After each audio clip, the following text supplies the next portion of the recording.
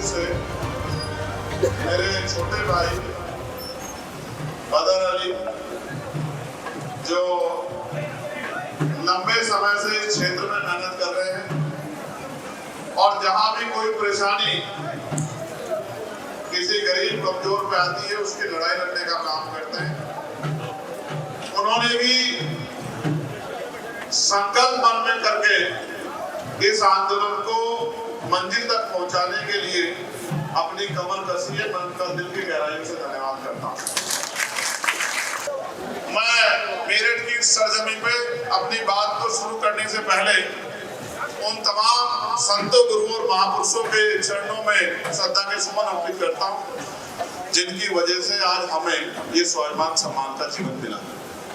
मैं मानता हूं भारत में किसी को कुछ भी मांगने से नहीं मिला, उसके लिए संघर्ष करने पड़े, उसके लिए आंदोलन करने पड़े, उसके लिए लाठियां खानी पड़ी, उसके लिए जेल जाना पड़ा, उसके लिए तमाम तरह की मुसीबतों का सामना करना पड़ा। क्या गवाह है, यहाँ आजादी मांगने से नहीं मिली, आजादी छीननी पड़ी है, बलिदान देने पड़े। ये मेरठ की धरती का गवाह।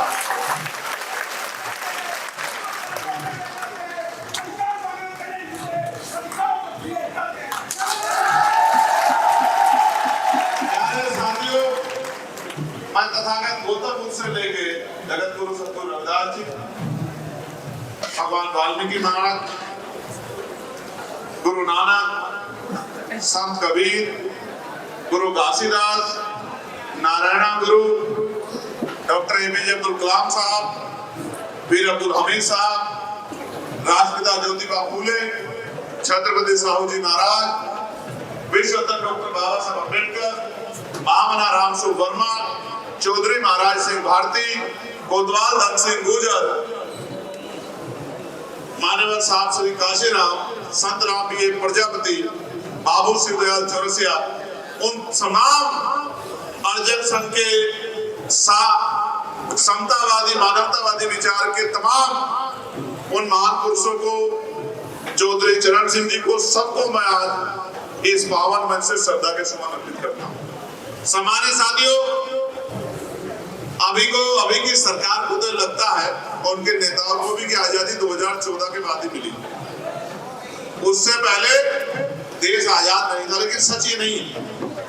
देश 1947 में आजाद हुआ, लेकिन ये कड़वा सच है कि देश की एक बहुत बड़ी आबादी आज भी अपने ही देश में खुद को आजाद महसूस नहीं कर रही, बिल्कुल नहीं कर रही है। उनके मन में तमाम तरह की चिंताएं हैं और मैं अपनी पहली चिंता इस बात से शुरू करूंगा कि जिस यूनिवर्सिटी में मैं यहाँ आज हूँ, जब मैं सहारनपुर में पढ़ता था तो इस यूनिवर्सिटी का जिक्र हाले बहाले हमारे सामने आता था, चौधरी चरण सिंह यूनिवर्सिटी। लेकिन मैं इस बात का पक्षधर नहीं हूँ कि किसी भी यूनिवर्सिटी को राजनीति का अड्डा बनाया जाए।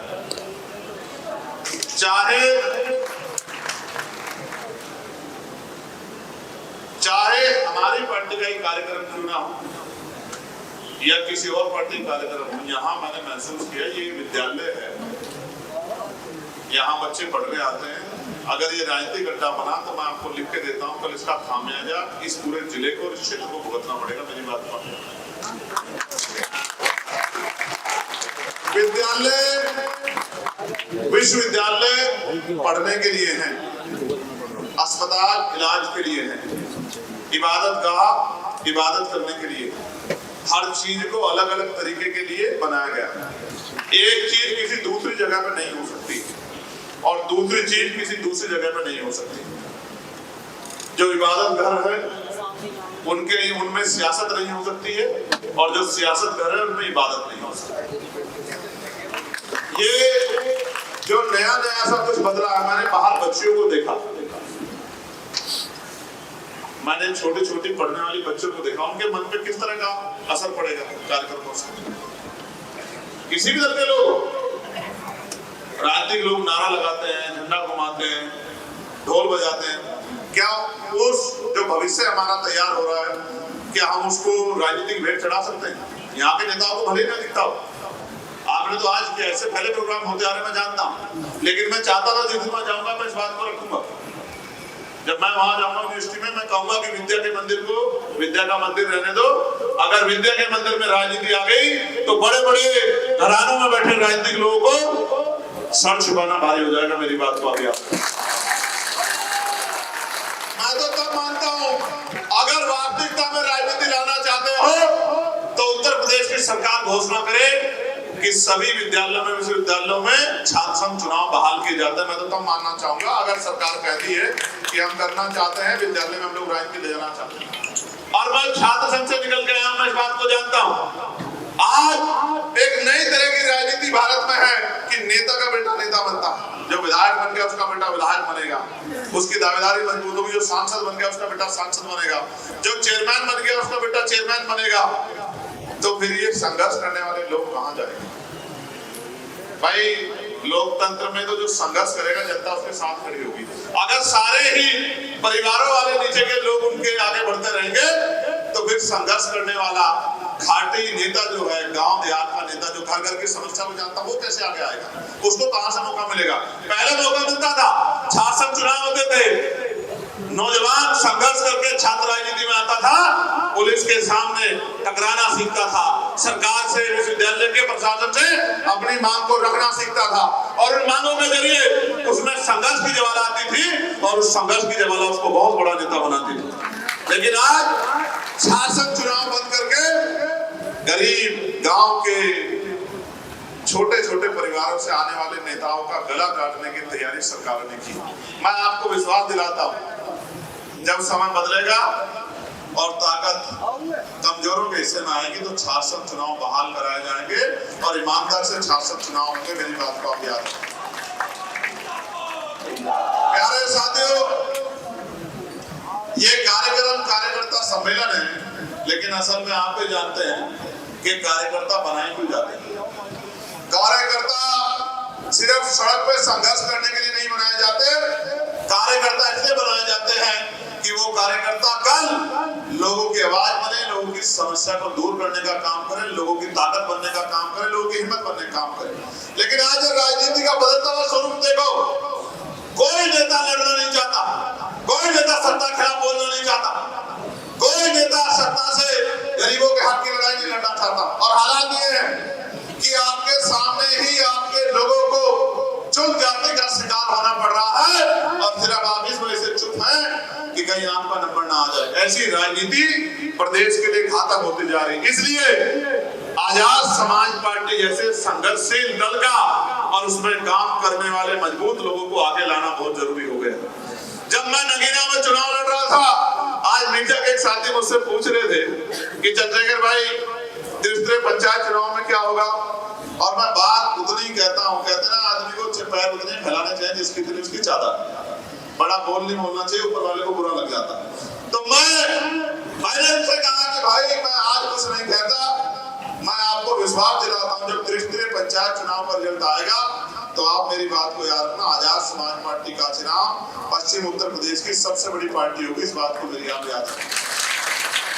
और मैं इस बात को भाइयों हवा में नहीं कह रहा हूँ, मैं अपने भी आदमी आजाद समाज पार्टी मिशन 78 अधिवक्ता मोर्चा, किसान मोर्चा के तमाम नेताओं की मेहनत पे और उनके संघर्ष के आधार पर कह रहा हूँ। मैं देखता हूँ किस तरह से हमारे कार्यकर्ता दिन रात लगे रहते हैं, किस तरह से वो सुबह शाम लोग की आवाज बनते हैं। कहीं किसी में मुसीबत आती है वो उसकी लाठी बनने का काम करते हैं। इसीलिए हम लोगों ने इस आंदोलन को आगे बढ़ाया था। आज जब मैं यहाँ आया, मेरे उधर से एक बहन मेरे पास आई कि भैया 3 महीने से हमारी कोई सुनवाई नहीं हो रही, कागज लेके आई। मैंने कहा बहन दे दो, कार्यक्रम के बाद देखूंगा। अभी भी यहाँ बैठे बैठे कई लोगों ने अपनी एप्लीकेशन दे दी। पुलिस काम भी करना चाहे तो सरकार के लोग करने के लिए कोई आवाज उठाए तो उठा देते। अभी आप देखो मेरे कितने साथियों को यहाँ मेरठ की जेल में बंद कर दिया था। मैं कुछ दिन पहले आया, गुर्जर समाज की बहुत बड़ी संख्या में हमारी लीडरशिप यहाँ बैठी है।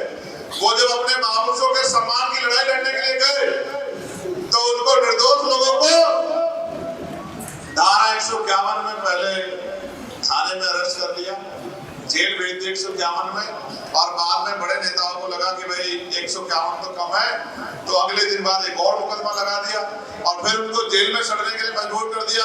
और जब मैंने घोषणा करी कि मैं जाऊंगा तो फिर सब लोगों ने चक्कर लगाने शुरू कर दिए कि हम भी जा रहे हैं, हम भी जा रहे हैं, हम भी जा रहे हैं, और कह रहे हैं बात कर रहे हैं, बात कर रहे हैं। मैंने उस दिन भी कहा कि अगर एक हफ्ते में ये गुर्जर समाज के हमारे भाई जो यहाँ नहीं हुए, जिन निर्दोष लोगों को जेल में बंद किया है, तो आप याद रखना कि चंद्रशेखर आजाद इतना मजबूत आंदोलन जो है मेरठ में करेगा कि मेरठ की सड़कें सूनी नहीं रहेगी, मेरठ की सड़कों पे आदमी आदमी दिखाई देगा। और आप इस बात को जानते हैं, आप मेरी बात को जानते हैं कि जब मैं कोई बात कहता हूँ तो मैं पुरानी बात को दोहरा रहा हूँ कि अपनी हिम्मत पे, अपने संगठन के भाइयों की हिम्मत पे कहता हूँ, क्योंकि मैं जानता हूँ कि मेरी एक आवाज पे एक ऐतिहासिक आंदोलन हो सकता है। मैं इस बात को जानता हूँ। सामान्य साथियों, मैंने आपसे पिछले पंचायत चुनाव के लिए कहा, ग्रामीण क्षेत्रों में किसानों का वोट ज्यादा है, ग्रामीण क्षेत्रों में कमजोर वर्गों का वोट ज्यादा है, और उन कमजोर वर्गों के लोगों ने सारी पार्टी को आजमा लिया है, सबको ताकत दी है, लेकिन कोई उनके काम नहीं आता। जो बिना किसी पदक की लड़ाई लड़ रहा है वो आजाद समाज पार्टी काशीराम भीम आर्मी का आंदोलन आज उनकी सबसे बड़ी उम्मीद और सबसे बड़ी ताकत बनी हुई। मैं आपको विश्वास दिला के कहता हूँ कि जब तीसरे पंचायत चुनाव आएगा, आप याद रखना कि आजाद समाज पार्टी काशीराम के प्रत्याशी हजारों हजारों वोट से जीतने का काम है। आप ये महसूस करो